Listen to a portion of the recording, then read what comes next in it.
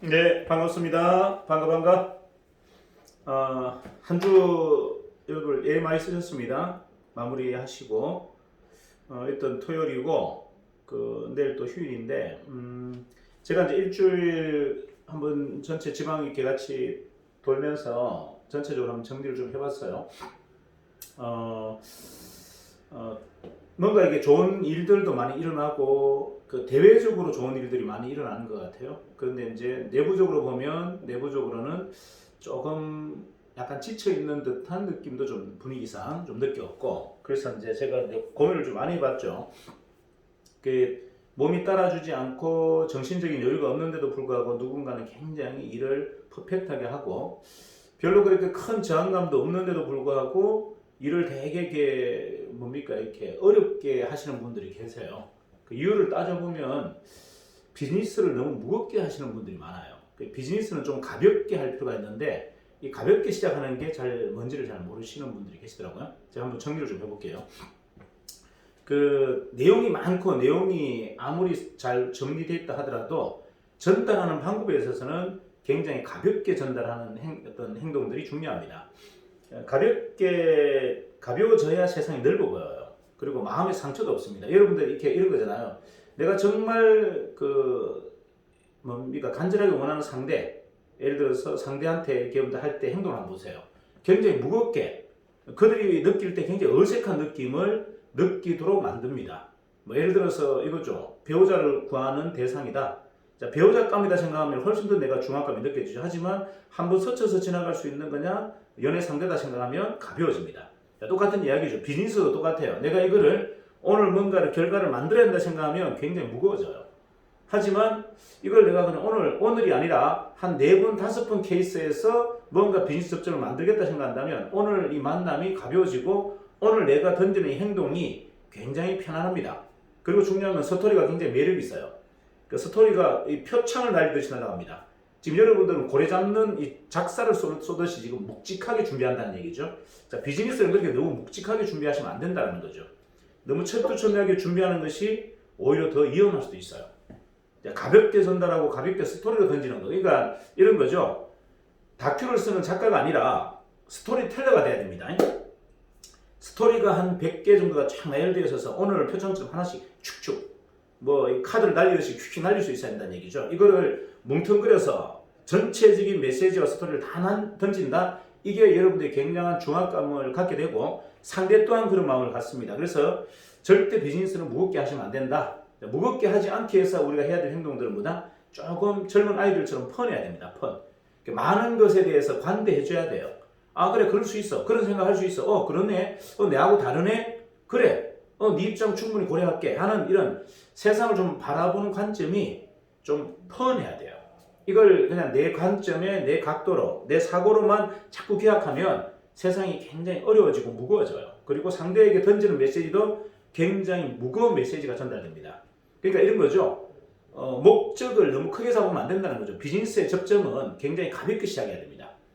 자, 요즘 이렇게 보면 국민수 본부장님 이렇게 하시는 스타일을 보면 근데 기계 하나 넣고 샵앤샵 들어갔다가 바로 메인이 넘어가고 이런 식으로 굉장히 순차적으로 아주 쉽게 넘어갑니다. 처음부터 우리 메인 매장을 이렇게 하라고 이렇게 권유하지 않죠. 그러니까 자연스럽게 이렇게 전환되죠. 이게 뭐냐면 기본적으로 행동이나 마음이나 모든 것이 좀 가벼워질 때 일어나는 현상들입니다. 그래서 우리가 지금 너무 많은 깊이 있는 고민을 하거나 또는 너무 이렇게 일에 대해서 너무 집중하게 되면 약간의 그러한 부작용이 있는 거예요. 자, 어떻게 보면 우리가 이제 이 비즈니스를 주업으로 할 거냐 부업으로 할 거냐도 굉장히 중요해요. 자, 주업으로 하게 되면 아무래도 마음가짐이 좀 무겁죠. 하지만 부업이면 굉장히 가벼워집니다. 그래서 이제 저는 주업으로 하라 이렇게 강요하진 않잖아요. 그러니까 주업으로 할 수도 있고 여러분들이 부업으로 할 수도 있어요. 하지만 주업으로 하더라도 마음은 가볍게 그냥 내가 부업이다 이렇게 생각하고 하시는 것이 여러분 비즈니스에 훨씬 더 좀 윤택한 이런 현상들이 일어날 겁니다. 자, 그래서 내 마음가짐에 대한 정리, 그 다음에 행동, 전달하는 어떤 화법, 기법 이런 것들을 조금은 편안하게 프리하게 좀 내려놓고 하자. 그래서 목적을 우리가 1이라는 목적을 가지고 있다면 1을 관찰시키는데 한 번으로 끝내는 게 아니라 한 5번의 기회를 통해서 하나 해서 마지막 요걸 완성한다. 이런 개념으로 조금은 여유 있게 상대에게 접근하는 것. 그래서 중요한 건 뭐냐면 굉장히 깊이 있고 또는 굉장히 밀도 있는 대화를 미팅을 하겠다. 이것보다는요. 가벼운 스토리를 던지는 행위를 나는 하루에 한 100명한테 가볍게 던지겠다. 이런 개념으로 접근하는 게 비즈니스는 훨씬 더 풍성합니다. 자, 이런 거죠. 야, 너 있잖아. 세상에 특이한 팀기가 하나 있어. 우리가 만들었다가 아니에요. 우리가 판다도 아니에요. 야, 그런 팀기가 있는데 니 한번 볼래? 자, 이런 거죠. 야, 세상에서 희한한 치킨이 하나 있어. 몸에 장애가 있어서 못 먹는 사람들도 치킨을 먹어. 평생 치킨을 한 번도 못 먹었던 사람들도 먹어. 그리고 모든 사람이 치킨을 싫어했던 사람들도 먹으면서 야, 세상에 이런 치킨 맛도 있니? 라고 굉장히 놀래. 자, 이런 치킨 한번 먹어볼래? 자, 이거 굉장히 가벼운 스토리잖아요. 자, 그런데 자, 우리가 스시 튀김기를 만들고 있고 컨텀 튀김기를 만들어서 이런 튀김기에서 나오는 튀김이 엄청나게 맛있어. 자, 이러한 느낌은 뭔가 목적의식이 상대에게 느껴진다는 얘기예요. 자, 목적의식을 상대가 이렇게 느끼면 자연스럽게 거부감을 갖게 돼 있고 방어 태세를 갖추게 돼 있어요. 그래서 여러분들이 스토리에 있어서는 너무 묵직한 어떤 화살을 던지는 게 아니고 가벼운 표창을 축축 던지듯이 가볍게 전달하는 작업들이 중요하다. 그래서 가벼운 스토리텔러가 돼야 된다는 얘기죠. 그래서 우리가 세션을 하는 거예요. 자, 세션을 하다 보면 다양한 사람들의 다양한 화법들, 다양한 스토리들을 우리가 이제 수집하게 되죠. 이런 것들을 가지고 어떻게 비즈니스에 가볍게 활용할 것인가. 자, 나는 원래 기본적으로 무거운 사람이에요. 묵직한 사람.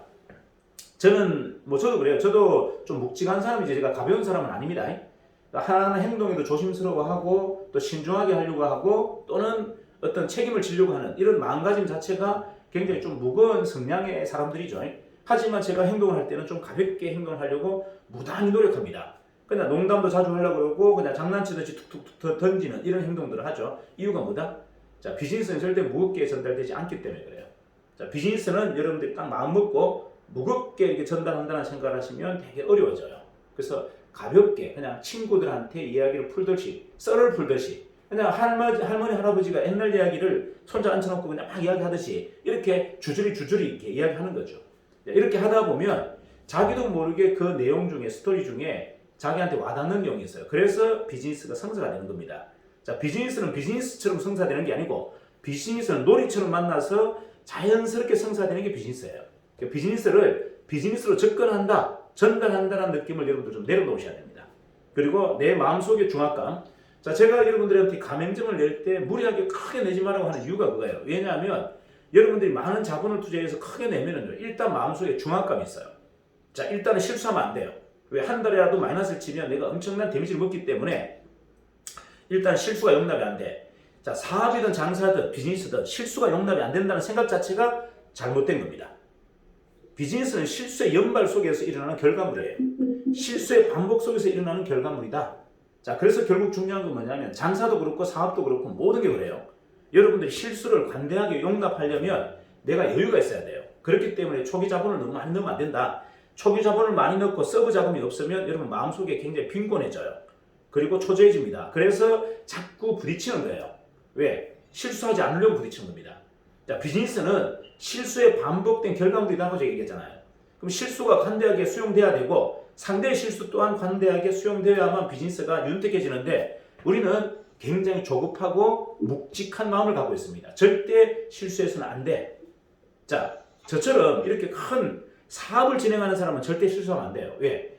수백 명의 어떤 생존 여탈권을 제가 갖고 있기 때문에 저는 단 하나도 실수하면 안 되지만 여러분 현장에서는 수많은 실수 속에서 사람들과의 관계가 이루어집니다. 그 실수를 여러분들이 스스로가 관대하게 수용해 줄 수 있어야 되고 나 또한 내 자신에 대한 실수도 여러분들이 수용할 수 있어야 돼요. 아, 내가 실수를 통해서 성장하는구나. 내가 실수를 통해서 완전체가 되는구나 하는 것을 여러분들 수용하고 비즈니스를 좀 해주시라. 이래야만이 이제 일이 윤택해져요.